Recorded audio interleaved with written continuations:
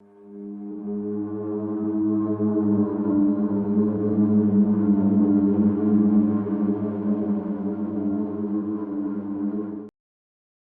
buenas noches, estimados antisuscriptores. Les saluda su amigo y anfitrión, el Dr. Miguel Padilla, y les doy la bienvenida a su programa, el Antipodcast. Como ya es tradición, cada domingo de terror en compañía de Sergio Bocanegra. ¿Cómo estás, amigo? Ay, contento, feliz de estar aquí contigo, con los antisuscriptores, y esperemos que solamente ustedes, ¿no?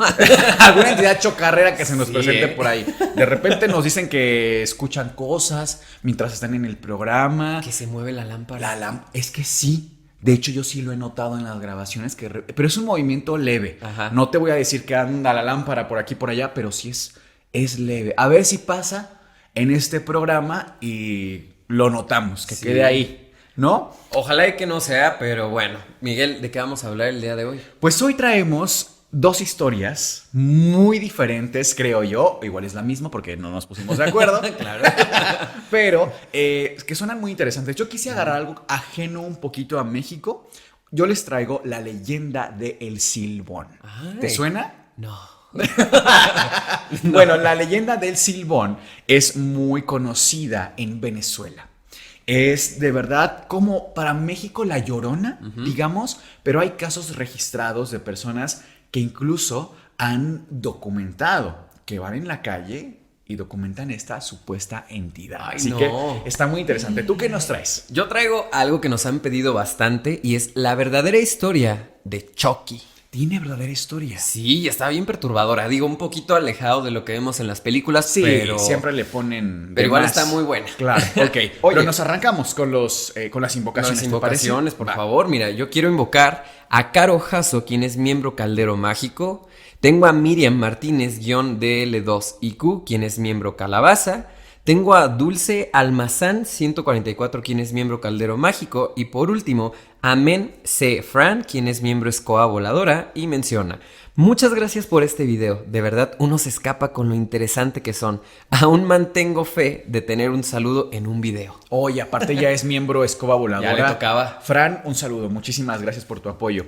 Yo quisiera invocar a Dulce Ortiz 8956, quien también es miembro Escoba Voladora, y dice: me siento tan identificada con Sergio y su libreta.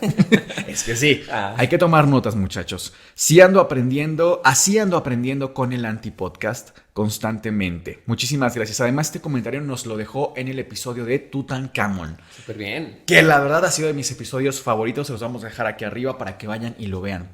También tenemos a Stephanie Bermejo 992, que es miembro fantasma, y nos dejó una propinita de 100 pesos mexicanos. Genial, Muchísimas gracias, querida Stephanie. Te mandamos un abrazo. Y por último, quisiera invocar a Jacqueline Medina Arias, perdón, es que están un poquito complicados de repente los nombres, 7403, que es miembro fantasma, y dice: amo con todo mi corazoncito este programa. Me encantaría que hagan el caso del asesino Christopher Dunst, también conocido como Doctor Muerte. Quiero conocer la perspectiva médica del Dr. Miguel. Muchas gracias. Oye, está interesante, la verdad nunca lo había escuchado. No, ni yo. Es que eso me encanta, que pareciera que los temas se van a acabar en algún punto y no, siguen saliendo. Sí. Hay temas incluso que les voy a pasar aquí el dato extraoficial, pero hay temas que nos hemos reservado un poquito porque queremos estar más cerca. Por ejemplo, el Triángulo de las Bermudas. No me dejarás mentir que hasta hemos dicho, y si ya en un sueño muy guajiro, y si vamos, y si vamos y documentamos allá, pero bueno. Ya veremos qué dice el destino. Abrimos así este espacio entonces de magia, leyendas e historias de terror. Esto es el Antipodcast. Pues para arrancarnos con el primer relato, les quisiera contar una historia, porque este relato yo lo escogí a raíz no solo de que nos lo piden mucho en los comentarios, sino también de una historia que nos llegó al correo electrónico. Esta historia nos relata sobre una chica de nombre Carolina Hernández. Carolina es recién egresada de la carrera de enfermería. Ella vive en Venezuela. Ella, como recién egresada, pues está buscando trabajo en sanatorios, en hospitales, en centros médicos, y la contratan en un hospital general de allá, de su país. La contratan al principio como turno matutino, pero al ser nueva pues no le dan la preferencia y termina estando en el turno nocturno. Un turno que me consta como médico que puede ser pues bastante pesado en el sentido de que entras 11 de la noche y sales 7, 8 de la mañana y de pronto pues tienes cosas que hacer en casa. Es un horario complicado ciertamente, ¿no? Además, ella nos cuenta que afuera del hospital, prácticamente cruzando la calle, hay una tienda de 24 horas de servicio. Tipo aquí en México tenemos la Farmacia Guadalajara. Sin embargo, que son tiendas muy muy grandes, muy de 24 horas, siempre abiertas.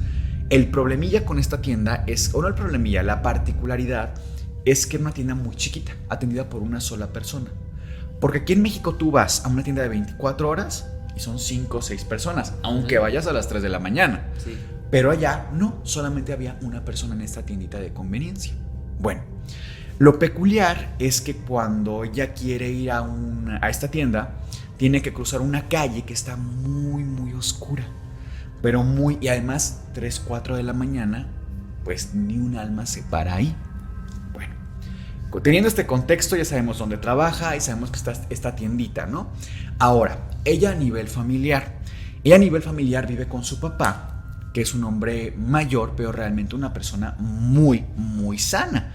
Ninguna enfermedad, no tenía ni hipertensión, ni diabetes, nada. Enterito el señor. Bueno, pero vivían también con una tía, hermana del papá de Carolina. Esta tía tenía cáncer. No nos da mayor detalle, me parece, o ella da a insinuar, porque no lo aclara, que es un cáncer de páncreas. Que ojito aquí, el cáncer de páncreas es muy muy rápido que te lleva, es muy complicado en ese sentido, ¿no? Ahora, ella vive con estas dos personas y el papá realmente es quien cuida a la hermana. La tía ya ni siquiera puede caminar, no puede levantarse. Es un ambiente un poquito pesado en ese sentido, familiarmente hablando. Pero el papá la cuida, Carolina trabaja, el papá trabaja medio tiempo, ella siendo enfermera, como que se apoyan, traen una buena dinámica. Ya para este punto de la historia, la tía de Carolina, pues ya se estaba despidiendo, en realidad ya estaba viviendo con ellos de forma paliativa, digamos que estaba en sus últimos momentos, en familia, estando manteniéndola lo más cómoda posible, ¿no? Bueno, una noche Carolina está en el turno nocturno cuando se da cuenta que se le olvidó prepararse una merienda, algo que comer durante su turno. Dice, no importa, pues me voy a la tienda de enfrente y me compro un sándwichito, un café, lo que sea. Ella sale y se da cuenta del hospital, ve la calle abandonadísima, oscura. Dice, ay, ¿será que me cruzo? Porque pues te puede pasar algo, ¿no? O sea, países como México, Venezuela, Latinoamérica en general, la piensas cuando ves una calle así. Ella escucha que empieza un viento muy fuerte a correr en dirección hacia donde está ella, pero muy muy fuerte. Y a la distancia empieza a escuchar un silbido muy muy como de una canción de cuna. Pero lo escucha como que se va acercando mucho y muy rápido. O sea, de pronto de lejos, y el silbido, imagínate que una persona empieza a silbar a 50 metros de ti y de repente se va acercando hasta que lo tienes aquí. Ay, qué miedo. Silbándote. Entonces ella se queda paralizada, dice, no, yo me regreso, y se va y se mete al hospital y pues no lo comenta con nadie. A los días siguientes ella se queda como con la espinita de, no, pues tengo que saber qué estaba pasando, porque claramente, incluso ella con un entrenamiento realmente científico, dice, igual era el viento. O sea, hacía mucho aire, seguramente era algo así, porque no vi a nadie. A pesar de lo oscuro que estaba, o sea, yo ya tenía aquí el silbido de esta persona. Vuelve a salir, ella ya, digamos que envalentonada, intentando ser muy, muy brava, sale, pero sale acompañada de 2 de sus compañeras. Les cuenta más o menos la historia, salen ya las 3 juntas para la tienda. Igual dicen, pues vamos por unas galletas. Sirve que damos la vuelta, compramos las galletas. En efecto, llegan a la tienda, agarran sus cosas, pagan. Cuando van saliendo, escuchan el mismo silbido. Pero ahora lo escuchan las 3. O sea, ya no es como que mal escuchó Carolina. ya las tres escuchaban el silbido aquí. Ya tenía testigos sí, ahí. Las tres volteando para todos lados, que de dónde viene este sonido, que qué onda. Pues no había nadie más que ellas. Se quedan frías y se meten al hospital, continúan trabajando, lo que tú quieras. Pasan un par de días más y es de noche, es descanso de Carolina. Ella, como apenas se había cambiado al horario nocturno, digamos, de su vida cotidiana, llega a su casa y pues intenta hacer cosas cuando llega a trabajar para no desfasar mucho sus horarios. Es de noche, todos se van a la cama, 11 de la noche, se acuestan. Carolina duerme en una habitación, el papá de Carolina en otra y la tía duerme en otra habitación. Son separadas, tiene 3 habitaciones su casa. Okay. Carolina escucha a esa hora más o menos que el viento vuelve a soplar durísimo, pero un viento muy notorio, muy característico. Y vuelve a escuchar el silbido, pero ahora lo escucha muy lejos.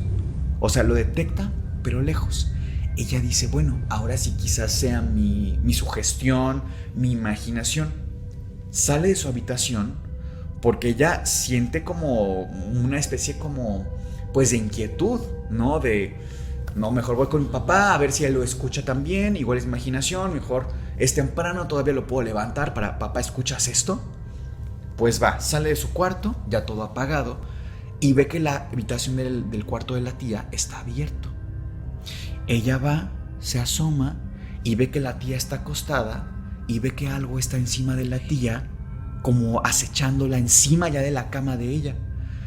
Carolina se asusta muchísimo porque no le pareció una forma como que fuera su papá, por ejemplo. O sea, vio que algo era muy, muy grande y con las extremidades como muy toscas. Como si fuera una sombra.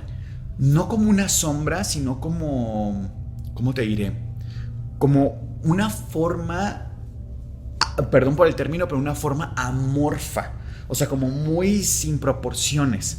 Me recuerda mucho, por ejemplo, no sé si se acuerdan de la película del Conjuro, una escena terrible en la que sale un muñeco como hecho muy a Tim Burton. Uh-huh. ¿Te acuerdas? Sí. Algo así la figura, pero veía como muy oscuro todo, porque pues ya todo estaba apagado, era de noche. Carolina se impacta tanto que se desmaya, pero cae enfrente de un mueble de vidrio del cuarto de la tía y cae de frente, se estampa y se revienta todos los vidrios en la cara.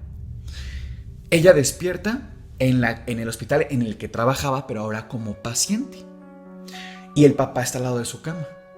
Ella despierta medio anestesiada todavía y pues había lastimado mucho la cara. Obviamente, insisto, era un mueble de vidrio, ¿no? Total, el papá le explica lo que pasó y ella le dice, papá, es que yo te vi que estabas en el cuarto de mi tía, pero me asusté mucho. Le dice, no, es que yo no estaba en el cuarto de tu tía. Yo fui al cuarto de tu tía porque escuché cuando reventaste el mueble. No, bueno, pues para este punto ya Carolina sabía que lo que vio esa noche no era su papá. Pero lo más escalofriante de esto es que el papá no le había dado una noticia muy reciente. Y es que entre lo que pasó esa noche y que Carolina despertó, la tía había perdido la vida. O sea, prácticamente ella murió esa noche. Ustedes aquí inserten sus teorías de si qué fue lo que Carolina vio que estaba encima de la tía, ¿no? Ahora, el diagnóstico con el cual fallece la tía, pues era prácticamente a causa de su enfermedad. Perdón, un traguito. Sí. Pero aparte es como si esta cosa hubiese llegado por ella. Sí, exactamente. Ahora, lo más curioso viene todavía después. Ok. Pasan prácticamente unos 8 meses después de sus acontecimientos. Obviamente en ese inter pasaron muchas cosas, que si Carolina fue a terapia, que si todo el proceso del duelo, de la familia, etc. Bueno, pasan unos 8 meses aproximadamente cuando Carolina ya se vuelve a instalar en su trabajo, digamos que vuelve a la normalidad.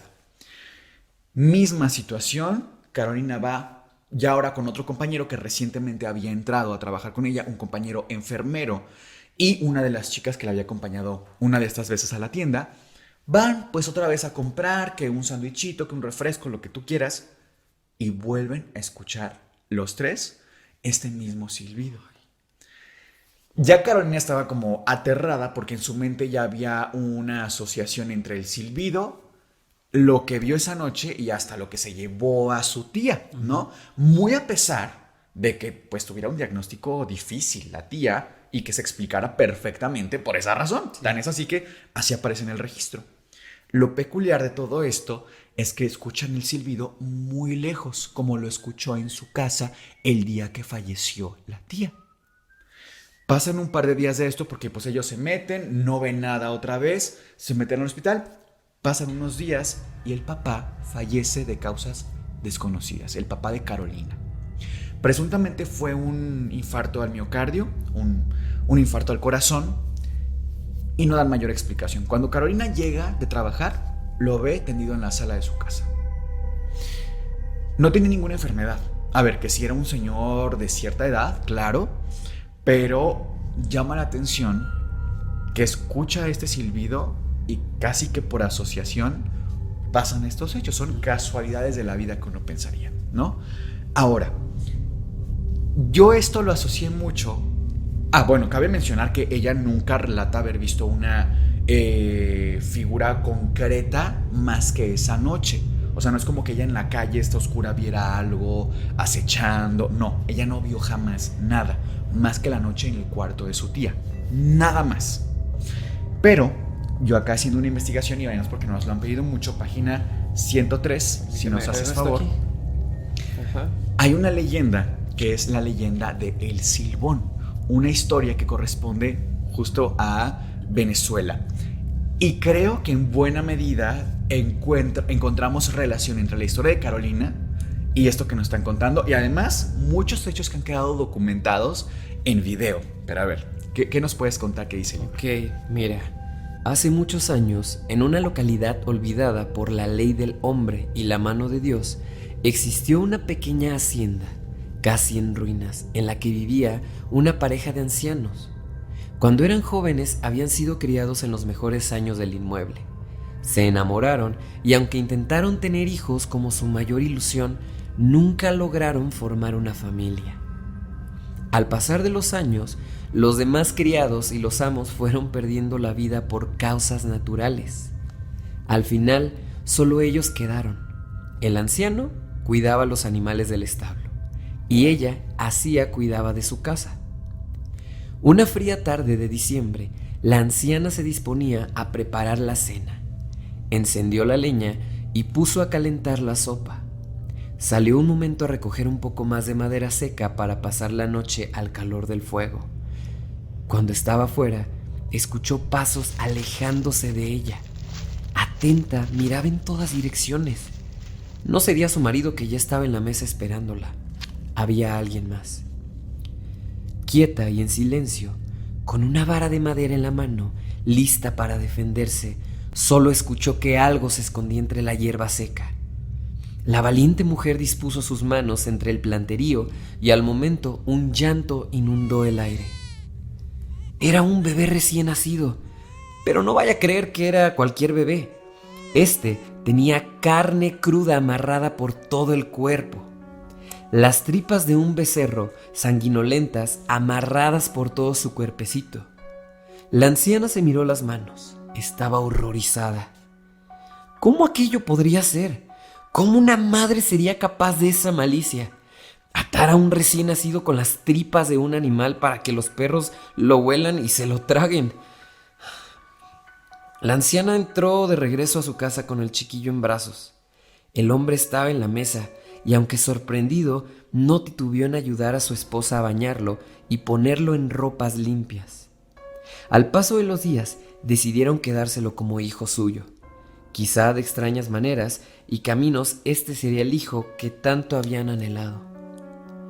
Cada vez que el recién nacido lloraba o se inquietaba, su ahora nueva madre le dedicaba una bella canción de cuna con un silbido. Le silbaba con amor y ternura cada noche y cada día. Al paso de los años, el pequeño dejó los pañales, pero también abandonó la ternura que alguna vez tuvo. Se volvió un muchachillo cruel con los animales, malicioso con sus padres y egoísta con el mundo. Uno podía ver a leguas que tenía un alma mala. No importaba que sus padres adoptivos le enseñaran de bondades y virtudes, siempre elegía hacer y causar daños a quien fuera. Sin más remedio se volvió un hombre mal habido y cruel. Los viejos ya arrastraban los pies con dificultad. Para mantener la haciendita hacían grandes esfuerzos de lo que ya no estaba en condiciones. El hijo solo llegaba por las noches a golpearlos con furia y a exigir un plato de comida. Se habían vuelto no solo sus criados, sino sus víctimas.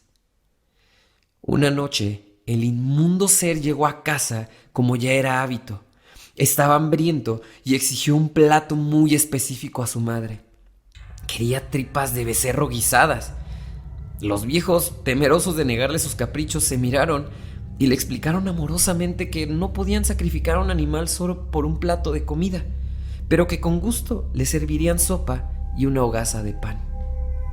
Él miró a los pobres viejecillos con cólera.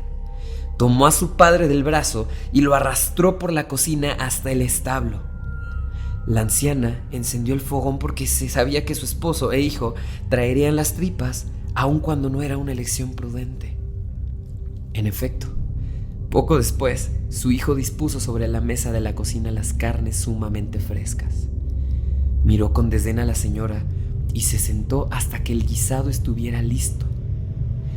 Impaciente, le refuñaba y le gritaba hasta que al fin se sentaron a comer, pero el viejo no había vuelto. Probablemente habría ido por leña, o quizás se había quedado dormido sobre su silla. La mujer salió, le gritó, y le gritó con mucha fuerza hasta que su hijo dijo tras de ella: «Siéntate a comer conmigo». Obediente, ella se sentó y comió. «¿Sabe bien, no?». Ella no contestaba y solo movía la cabeza. Aún sentía el ardor en sus mejillas de la última golpiza. El cruel joven se relamía los dedos y gemía a gusto. «Qué buen sazón y qué buen sabor tiene, papá». La anciana estaba atónita. Se estaban comiendo a su esposo. Eran sus tripas y no las de un becerro. Las manos le temblaban y la vista estaba empañada por las lágrimas del dolor y tristeza, pero sobre todo de cólera. Un odio le inundaba el pecho. Tomó el filoso cuchillo de la mesa, el mismo con el que había cortado la carne, y lo clavó directo en el corazón de su hijo. Lo miró mientras se ahogaba de dolor. Pero antes de que partiera de este mundo, le sacó el cuchillo del corazón y gritó al viento su coraje. «Que mi alma no descanse y te atormente. Me maldigo a mí misma para condenarte, hijo mío. No confío en el diablo para darte castigo. Seré tu sombra, seré tu pena, y los huesos de tu padre serán mi condena». La anciana se reventó la garganta en un solo corte, bañando a un vivo y consciente hombre, hasta que se hizo el silencio. Desde entonces, deberás tener cuidado en las noches del fuerte viento, porque el silbón se pasea por las calles más oscuras, anunciando desgracias y decesos. Condenado a cargar un saco con los huesos de su propio padre por toda la eternidad. Si lo escuchas lejos, es porque está cerca, y si lo escuchas cerca, es porque está lejos. No hay forma de combatirlo, excepto porque el silbón le tiene pavor a los perros, pues le recuerdan al que alguna vez le devorarían la carne, los llamados perros tarecos.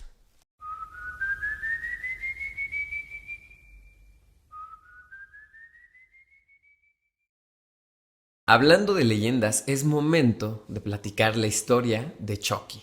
Este muñeco que, bueno, muchos ya conocemos a través de las películas que nos han pintado, este monito que va tratando de, pues, quitarle la vida a mucha gente con el afán de, pues, él permanecer en la tierra, ¿no? Intercambiar su cuerpo, su alma a un niño en este caso. Sí, un poco de contexto de la película, ¿puedo? Claro. Bueno, este muñequito, como dice Sergio, en realidad es el hogar de un espíritu muy, muy controversial, porque resulta ser un criminal serial que habita a este muñeco a manera de buscar justo eso, la vida eterna. Esa es la premisa de la película y honestamente ha trascendido muchísimo.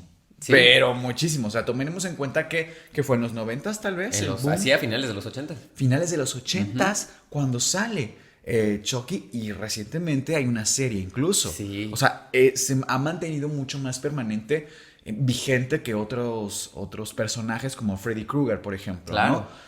Como que se quedó muy atrás muchos personajes y creo que incluso está, por ejemplo, más vigente hoy Chucky que Annabelle. Sí. Siento que Annabelle es mucho más joven en ese sentido, ¿no? Pero, sí, bueno, pues esta historia tiene un poquito de similitud con la historia real. Ok. Puesto que también tiene que ver un poquito ahí como con una cierta venganza que querían cobrar. Te voy a dar el contexto como tal de la historia. Este muñeco realmente tiene el nombre de Robert, al cual nos vamos a referir como Robbie para no confundirnos, puesto que el dueño o a quien le pertenecía era al pintor Robert Eugene Otto. Robert, siendo un niño en 1903, pues él, tenía a sus padres que pues todo el día estaban trabajando, eran personas ricas, tenían una casa de incluso 2 pisos, ¿no? Que en 1900 tú dices una casa de 2 pisos, pues era hablar de gente adinerada, bien acomodada. Sí. Tanto así que tenían a una persona que les ayudaba en casa, ¿no? Socialmente, en ese entonces se les conocían como esclavas. A esta señora, pues era quien cuidaba a Robert, quien hacía pues el aseo en el hogar, quien iba por las compras, etc. ¿Sabemos dónde pasó todo esto? En Miami, en Florida. Ok, Nueva Orleans. Ajá. ¿Por ahí? Sí, más o menos por ese lugar. Trae ahí energía también como muy explicada, ¿no? De vudú y demás. Sí, bueno, pues para allá va justo la historia. Resulta que a esta señora, a través de los años, esta familia se encargó de humillarla, una tras otra. Incluso hay relatos que cuentan que a esta mujer la tenían amarrada en su cuarto, sin comer por días, por un simple errorcito que de repente cometía. O de repente eran tan exagerados los papás que pasaban así el dedo en la mesa y se veían que era polvo, incluso se iban a la violencia física con esta mujer. O sea, era un caos que tenían con ella, la maltrataban constantemente. Incluso en otro relato que también estuve investigando, resulta que a esta mujer le quitan a su hija. O sea, ella tenía una hija a la cual no dejan vivir con esta familia. Dice, no, tu hija sirve para otras cosas, que se la lleven a otro lado, tú te quedas con nosotros. Claro, porque si no vas a servirnos a nosotros por servirle a tu hija, ya no nos sirves. Claro. No es de utilidad más para la familia, ¿no? Claro, entonces con lo que ellos no contaban es que esta mujer tenía ascendencia de personas que se dedicaban a la práctica del vudú. Ok. Partiendo de aquí, esta mujer decide un día traer este muñeco de 90 centímetros con forma de marinerito, que estaba lleno de paja, traía un animalito aquí, si no mal recuerdo es un león. Ahorita te voy a mostrar algunas imágenes para que veas cómo estaba el muñeco. Pero resulta que cuando se lo entrega, ella le dice, es para ti, niño, es para ti, Robert, tú vas a cuidarlo, él va a ser tu amigo pues para toda la vida. Claro. La familia dice, bueno, pues el niño se encariñó con el muñeco, le dicen, va, es te lo aceptamos. inofensivo, no pasa nada. Sí, no hay ningún problema, lo aceptamos. Pasa el tiempo y conforme van pasando los días, resulta que la familia empieza a escuchar ciertas peculiaridades en su casa. Desde pasos, pero eran pasos como si fuera de un pequeño. No, los papás creían que era el niño, o sea, su hijo Robert. Decían, pues, ¿qué está pasando? Se levantaban por la noche, el niño dormido. Lo que notaban es que el muñeco siempre estaba en un lugar distinto. No. Que si de repente estaba abrazado con él en la cama, que si al poco rato ya estaba sentado en un lado, que si amanecía en la sala, que en planta baja, siempre estaba en un lugar distinto. Okay. Entonces, lo más raro ocurre que hubo varias ocasiones en las cuales este niño Robert, que ya para ese entonces decide llamarle Robert, también a su muñeco Robbie, le dice pues por puro cariño, porque dice, me parece muy tierno, estás muy agradable, quiero que te llames como yo. Entonces ya adopta el nombre de Robbie. Llega un punto en el cual el niño, cada día que amanece, empieza a tener distintas marcas en el cuerpo, como si alguien estuviera practicando o acuchillándote, pero con algo pequeñito, o sea, como si fuera un alfiler, ¿sabes? Una aguja. Te estuvieran haciendo así. Los papás se quedan como, pues, ¿qué está pasando? O sea, el niño, ¿en qué momento se estará cortando? Revisan, pues, su cama, incluyendo, ¿no? Porque tal, a lo mejor un resorte que estuviera mal. Pero no. Resulta que ya no solamente empezaban las cosas con el niño, sino también en la casa. De repente cortinas cortadas. Y te hablo que el niño, siendo un niño pequeño, pues no podía alcanzar una cortina del tamaño, vaya, lo más alto de la casa. Se aparecían las cortinas cortadas, de repente aparecían marcas de huellitas de pies que pues no se lo explicaban los papás. Cuando empiezan a interrogar al niño, le preguntan pues qué está pasando, por qué él está haciendo todo esto. Los papás lo primero que hacen es culparlo. Le dicen a Robert, una travesura. Deja de estar haciendo estas cosas. ¿Por qué quieres llamar la atención? ¿Qué ocurre? El niño constantemente les dice, es que no soy yo. Yo no he estado haciendo eso, realmente es Robbie. Y conforme va pasando los días, resulta que esto ya empieza a trascender un poco más. Ya no solo eran cortadas de alfiler, ya empezaban a ser un poco más a fondo. Tenía ya marcas el niño como de un cuchillo de cocina. Ok. Cuando los papás escuchaban de repente gritos, que eran los gritos de Robert, niño, a él lo encontraban en una esquinita llorando. Y él estaba así de... fue Robbie, y señalaba al muñeco. Volteaban a ver a Robbie, al muñeco, él sentado, como de, pues, lo está inventando el niño. O sea, realmente no le creían. Okay. Dicen, es que, pues, ¿qué está pasando? Realmente es algo inimaginable para ese entonces. Resulta que tiempo después, ya una vez que van pasando los años, los papás a este muñeco lo mandan al ático, que pues digo, es muy conocido también en las películas, quizá en México no lo tenemos, es como un sótano, pero en la parte de arriba de la casa. Ajá. Lo lanzan al muñeco, lo encierran y ahí lo mantienen, vaya, por mucho, mucho tiempo. Pasan los años, el muñeco ya no empieza a hacer como tanto pues ruido, no empieza a hacer como tantas cosas, puesto que ya la mujer que estaba ahí en ese momento había fallecido. Ya no estaba la mujer que le había regalado el muñeco. Exacto. Entonces se cree que al irse esta mujer, la magia negra con la que creó este muñeco pues también se desvaneció, o eso era lo que creían.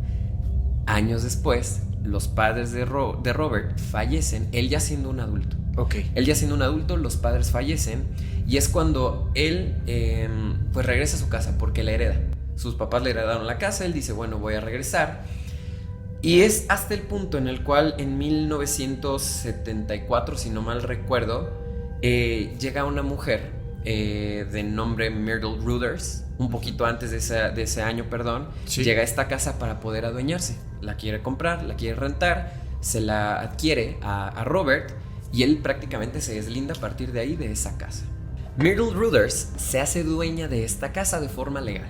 Okay. Ella llega normal y conforme van pasando los días, ella entre que limpia aquí, que va de repente desempolvando, que va investigando sobre los cuartos, cómo están hechas pues cada uno de ellos, ¿no? Por la cuestión de incluso la madera, si tenía que comprar algo nuevo. Como haciendo una evaluación de la casa. Exactamente. Se da con este ático en donde estaba Robert. Ella, al momento de abrir el ático, dice que sintió una energía, pero una energía pesada. O sea, algo como que apenas abres y es como cuando de repente en invierno abres la puerta y entra un frío. Ella sintió algo similar. Esta mujer encuentra a Robbie, el muñeco, en este ático. Lo baja del ático y lo pone en su casa como un adorno más. Dice, me parece muy lindo. Lo que no contaba es que realmente la magia negra jamás se había ido de ese lugar. Y realmente Robbie pues solamente estaba descansando. Ya. Yeah. Pasan las semanas y empieza a ver distintos, eventos que si bien eran pequeños, pues eran muy peculiares. La señora vivía sola. De repente veía que un vaso aparecía en otro lado, vidrios que amanecían prácticamente rotos. O sea, no se explicaban muchas cosas. Hasta que un día ella decide poner una trampita. Pone, como una especie de pintura ahí en un cuarto. Porque ya empezaba a sospechar. Ella empezaba a sospechar que algo estaba pasando y decía, es que siento que alguien está entrando. ¿Y ya sospechaba del muñeco?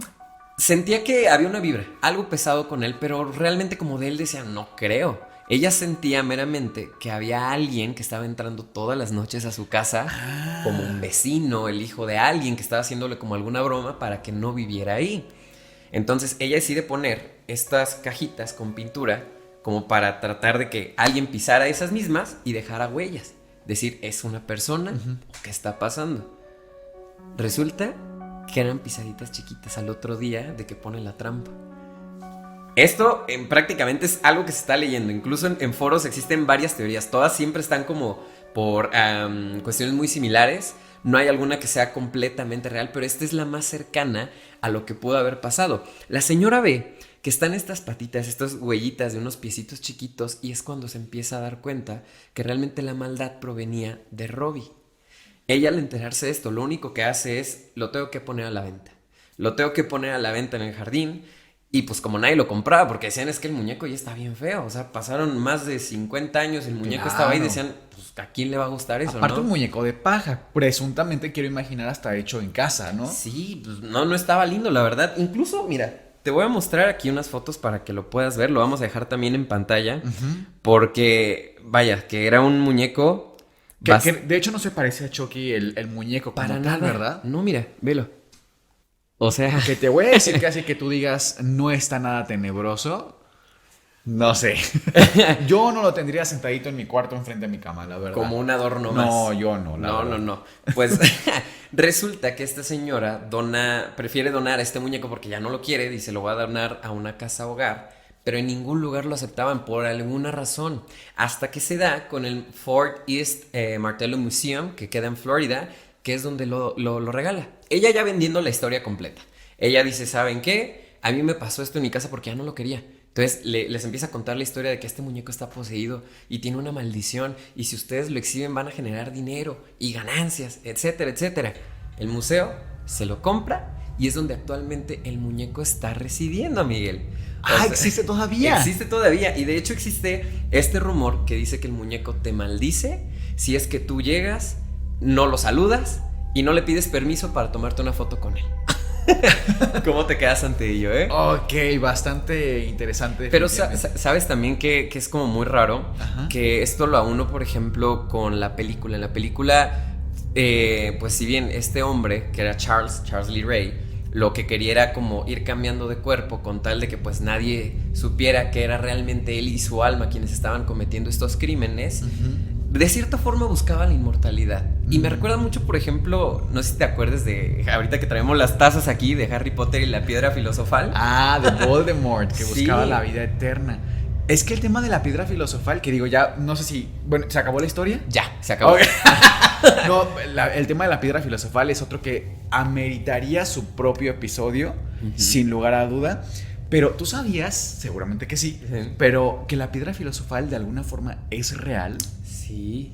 Es que, a ver, para quienes no lo sepan, porque a lo mejor mucha gente se está quedando de cómo que la piedra filosofal es real, ¿de qué me hablan, no? El tema de la alquimia es muy antiguo. O sea, les estoy hablando de que, si no me equivoco, el vocablo viene del árabe alquimia y del griego quima, que significa fundir un metal en otro. La alquimia en realidad tiene orígenes mágicos y científicos a la vez. Y es que tomen en cuenta que en la antigüedad no tenían los métodos, no tenían todo el sistema de investigación y protocolo para hacer ciencia. De hecho, la primera vez de la cual se habla sobre la piedra filosofal es en el siglo III a.C. Siglo III a.C. por Bolos de Mendes, que era un pensador egipcio que pertenecía a la escuela neopitagórica. Y a ver, Miguel, ¿por qué nos estás mareando con qué es neopitagórico?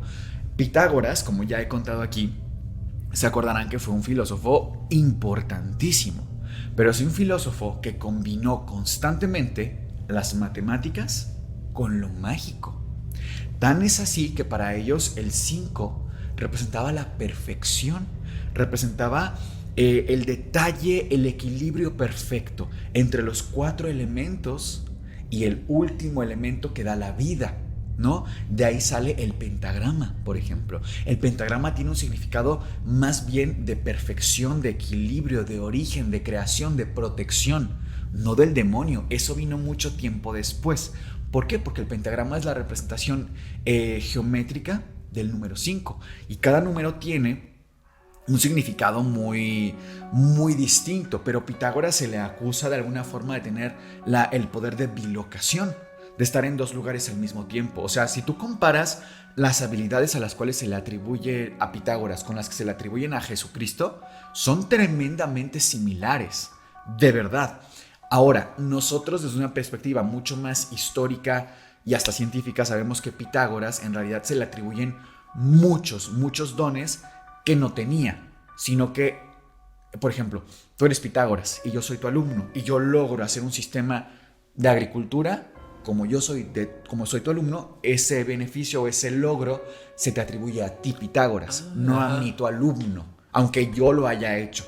Esto lo sabemos de ley, pero además Pitágoras es que ese hombre de verdad, quisiera yo hacerle un episodio también especial, porque por ejemplo, trabajó mucho en temas de política. O sea, él hizo una verdadera secta a nivel población gigantesco para hacerse de una ciudad completa, ¿no? Entonces, por eso trae una connotación muy interesante que Bolos de Méndez tenga o pertenezca a la escuela neopitagórica. Uh-huh. Y ahí aparece la piedra filosofal, que la piedra filosofal funcionaba principalmente para dos cosas. Uno, transmutar un metal en oro o en plata, lo que se le conoce como crisopea o argiropea, o también para dar la vida eterna. O sea, dos cosas que no son palabras menores, ¿no? Claro. Pero tú sabías que existe la piedra filosofal en la vida real. Sabía que existía, incluso tenía también otros datos aquí que podrían como ayudar. Sí, tú échale, a ver, a la gente seguro igual le interesa. Que en 1357 Nicolas Flamel. Flamel, ¿no? Flamel. Perdón aquí por el vocablo, ustedes saben que yo soy bien mexicano. No pasa nada. Bueno, él pues era un escribano parisino, ¿no? Del siglo XIV. Uh-huh. Y este hombre descubre, o mejor dicho, logra descifrar un manuscrito que se llama el libro del judío Abraham. Uh-huh. ¿No? En este manuscrito prácticamente venía como todo el cómo elaborar y cómo sacar la piedra filosofal. La piedra filosofal como tal antes no era un artefacto que dijeras era la piedrita aquí. Sí, no como en Harry Potter. Era más que nada como un procedimiento. Era un procedimiento de poder, como bien mencionas, transmutar metales en oro. Sin embargo, este hombre a sus alumnos pues se los va diciendo, se los va platicando así de miren, yo lo logré hacer, los empezó a convencer y empezó a hacer como cierto comercio a través de esta creación que él había tenido, ¿no? Sí. Esto porque a raíz de que de repente la gente empieza a ver que el hombre tiene mucho dinero, o sea, dicen pues ¿qué está pasando? ¿Cómo le hizo? ¿Cómo le hizo? ¿No? Llega y pues ya menciona todo esto y dice, ¿sabes qué? Pues es que yo logré descifrar la piedra filosofal, yo te puedo transformar tu metal en oro y pues bueno, ¿no? Tú tráeme cosas, ¿no? Y yo los voy a convertir en oro. Es más, si tienes una enfermedad, esto que yo acabo de crear lo puedo todavía hacer en su estado líquido y te va a curar de cualquier enfermedad. Sí, era la panacea, realmente. De hecho, mucha gente se lo tomó tan en serio que en 1618, si no me equivoco, años después de esto que estás contando, el Parlamento de Inglaterra prohíbe el replicar oro y plata. Pero esto trae una connotación muy asociada a la piedra filosofal porque prácticamente 50 años antes fue el boom de la alquimia. O sea, se publicaban libros y libros y libros de alquimia y se practicó con diferentes tipos de minerales y piedras como por ejemplo la pirita. No sé si han visto la pirita, ahorita está muy de moda la pirita por temas de cuarzos y religiosos y espirituales, pero la pirita además de ser un mineral muy bonito a la vista, cuando tú la frotas con otros minerales saca chispas. Ese tipo de cosas le llamaban mucho la atención a los alquimistas y pensaban, bueno, quizá esto que se transforma en chispas tiene esta capacidad de transmutación. Corte A, seguramente podemos cambiar la naturaleza de a lo mejor un X metal en oro o en plata, ¿no? Lo interesante de todo esto es que fue un hombre de nombre Glenn T. Seiberg. Sí. Muy interesante su investigación porque de hecho esto es real. Glenn T. Seiberg ganó el premio Nobel en 1951 en química por su investigación, si no me equivoco, en elementos transuránicos, que era un genio. O sea, el hombre logra aislar y descubrir, si no me equivoco, 10 elementos nuevos. Uh-huh. De hecho, uno, que es el 106, lleva su nombre, el ciborgio, si no me equivoco. Sí. Imagínense que un elemento de la tabla periódica tenga tu nombre. O sea, ¿qué descubrimiento tan más grande? Y se llevó el premio Nobel. Este hombre logra transformar una muy pequeña cantidad de plomo en oro. O sea, se logra. El efecto que se buscaba de la piedra filosofal era real. Sí. Pero pues era costosísimo lograr esa transmutación y pues no representaba algo práctico para la vida cotidiana en realidad, ¿no? Que ahora digamos que nuestra piedra filosofal de nuestra época sería transformar el agua salada en agua dulce. Claro. No, eso sería más que el oro. Necesitamos agua dulce, por ejemplo.